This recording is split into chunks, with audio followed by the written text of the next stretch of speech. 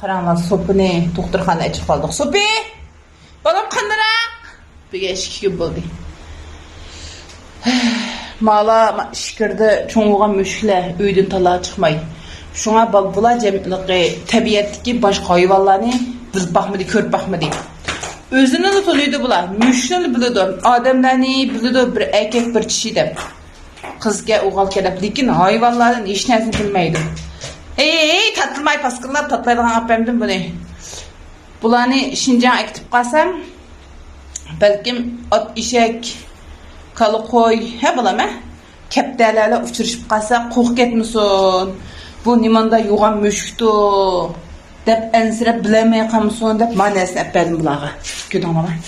Ma'noda bütün hayvonlar bor. Bularga hayvonlarni to'ntdim men. Ketkice.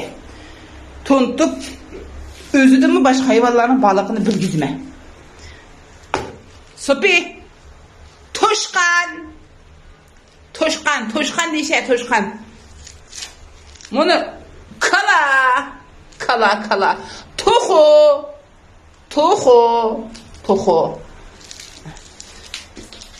Müşük. Müşük. Müşük. Bana at. At bana. Maçırayla adlan balısı kema bu. Bakın. Lü neydi? İşek. Bana. Akide sen. Kipinek. Nimo? Toz. Akide toz. Mamu akide at. Bana kırarsan okşap durga at akide mavu. At balam. Sopi bana at balam. At. Sopi at dere balam. Beş yolgan akılsızlar. Ügünü şey bana intam alı ben paskınlar ben sakakten. Pul kaldım ben. İntamla ödemeyi kalsa akide ben hemen onu sulayım ben. Önü sulayıp ekletme taşakıp gitmemiş eki. Koyduğu yemez bu.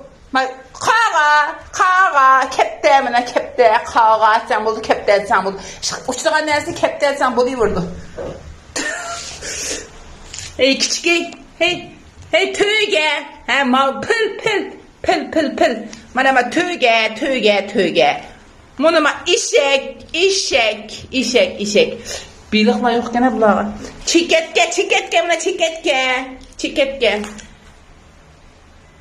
Uxlaydığı akide kıyır kalıp askına Uxlay askına. Paskına uxlaydığı yemez mi? Uyuna mani.